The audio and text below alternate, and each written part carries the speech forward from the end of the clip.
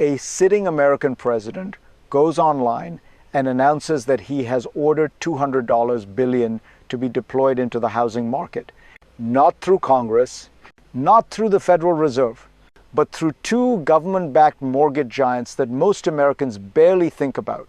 Donald Trump says this move will drive mortgage rates down, lower monthly payments, and finally make homeownership affordable again. It sounds decisive. It sounds powerful. It sounds like someone grabbing the wheel of the economy with both hands. But here's the deeper question. In modern America, can a president actually bend housing costs to his will? Or is this another collision between political authority and economic reality? If you care about housing, interest rates, or the future of affordability in this country, stay with me. This story is not as simple as it sounds. Because to understand what this order really means, we first need to understand what problem America is actually facing and why it refuses to go away. America's housing problem is often described as a problem of price, but in reality, it is a problem of structure. For years, policymakers have treated housing affordability as something that can be adjusted with interest rates. Lower the rate, lower the payment, problem solved. But housing does not behave like gasoline or groceries. It moves slowly. It locks people in. And once distortions build, they persist for years. Millions of homeowners secured ultra-low mortgage rates during the pandemic. Those rates became financial anchors. People stopped moving. Inventory dried up. Sales collapsed. Even when the Federal Reserve cut rates again, mortgage rates stayed high, not because policy failed, but because behavior changed. At the same time, America simply does not have enough homes. The country is short by roughly 4 million units, according to Goldman Sachs research. That shortage is structural, not cyclical. So when a president promises to lower housing costs by pushing rates down, the question is not whether demand can be stimulated. The real question is whether supply and human behavior will respond. And that brings us to how this crisis was built in the first place. The roots of this crisis stretch back far beyond any single president or policy cycle. For decades, the American housing system was built on a simple assumption that capital would always be available, and that rising prices were a sign of stability, not risk. Fannie Mae and Freddie Mac were designed to make mortgages cheaper and more liquid. They bought loans from banks, they packaged them into bonds, and they helped turn housing into a national financial machine. That machine worked until it didn't. After the financial crisis, housing supply never fully recovered. Construction lagged, zoning restrictions hardened, local opposition intensified. Then came the pandemic. The Federal Reserve flooded markets with liquidity. It bought massive amounts of mortgage-backed securities. Rates collapsed, demand surged, but supply didn't follow. Instead, the system froze in place. Homeowners stayed put. Builders hesitated, and the market became brittle. So today's housing crisis is not the result of one shock. It is the accumulation of many decisions, financial, political, and cultural, layered over time. And when pressure builds inside a rigid system, it doesn't release gently. It breaks somewhere unexpected. That break is what Trump's announcement has now brought into view. The moment Trump made that post, the system flinched. Not because $200 billion is a small number, but because of where it was coming from and what it bypassed. Traditionally, when America wants to push mortgage rates down, there is a clear actor, the Federal Reserve, an independent central bank, separated from politics by design. During the pandemic, the Fed bought hundreds of billions in mortgage-backed securities. That intervention helped drive rates to historic lows, but it came with the cost distortions that still haunt the market today. Trump's move points somewhere else. Fannie Mae, Freddie Mac, two government-backed entities sitting at the center of housing finance. He claims they hold enough cash to act, enough firepower to move rates, enough leverage to make homes affordable again. But here is the crisis. No timeline was given. No mechanism was explained. No clarity on authority was offered. And crucially, it is not clear whether a president can direct this kind of intervention without Congress. This is the first collision. Executive ambition meets institutional limits. And once that line is crossed, the consequences ripple far beyond housing. What sits beneath this announcement is a deeper mechanism most people never see. Mortgage rates are not set by presidential will. They emerge from markets, from expectations, from risk, liquidity, and trust. When an entity buys large quantities of mortgage bonds, it can push yields down.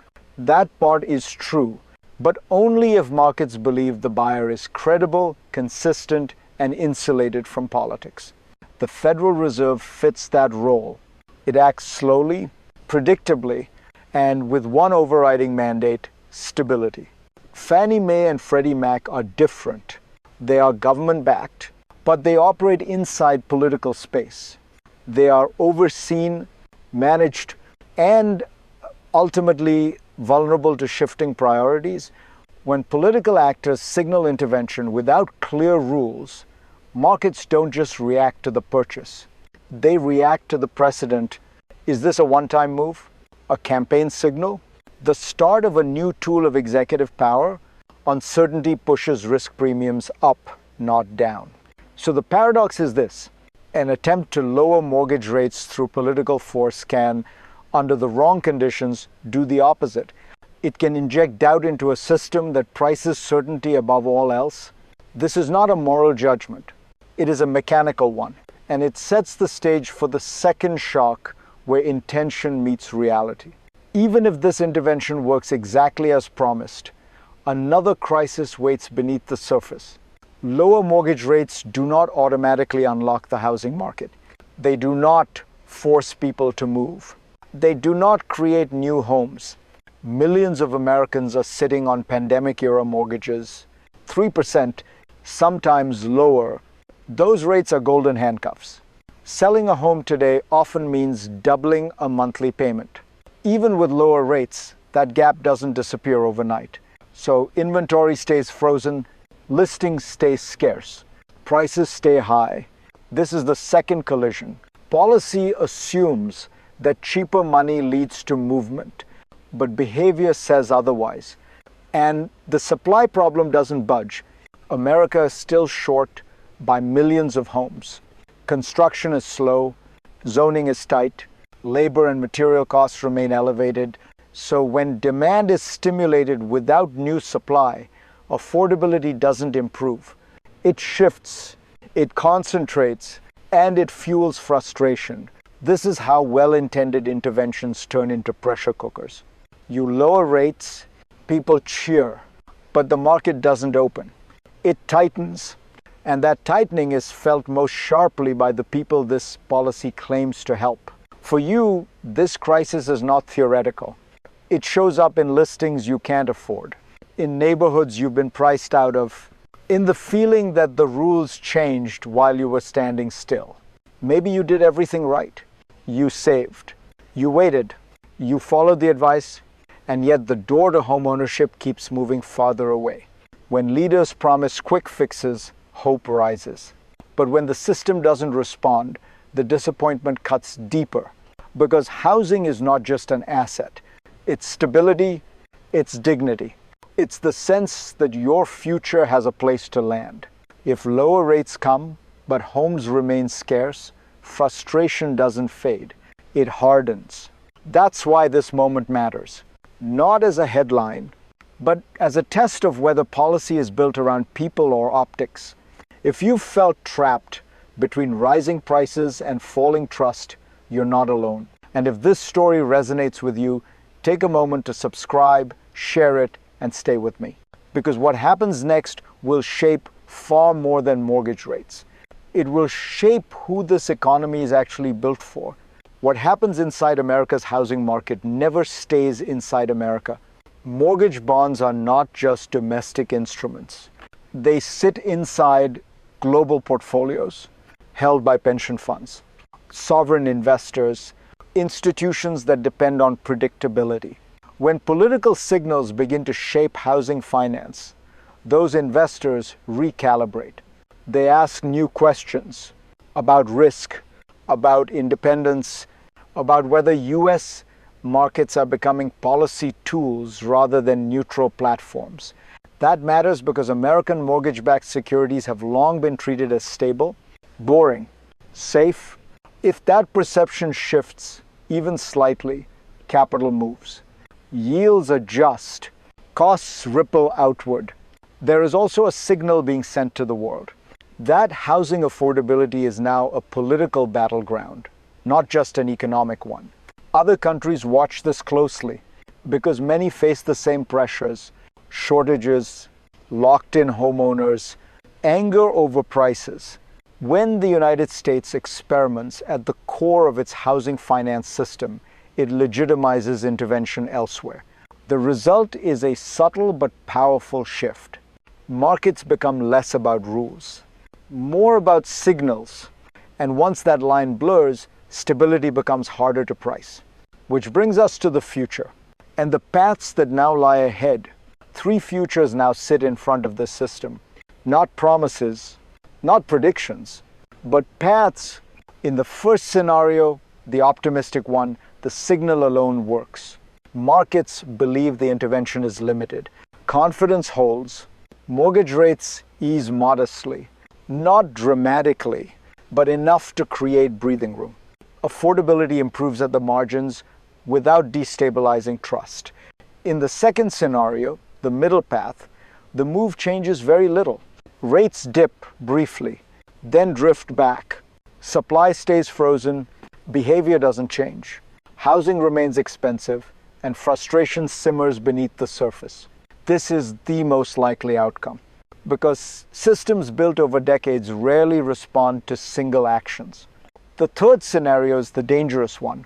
Political intervention becomes precedent. Markets begin pricing in uncertainty. Risk premiums rise. Mortgage bonds lose their quiet, boring status. Rates don't fall. They climb. In that world, the problem isn't housing alone. It's credibility. Once lost, it is hard to restore. None of these futures depends on intent. They depend on trust, on rules, on whether institutions remain predictable in an unpredictable political age. And that brings us to the final question, not about housing, but about power. This moment is not really about mortgage bonds.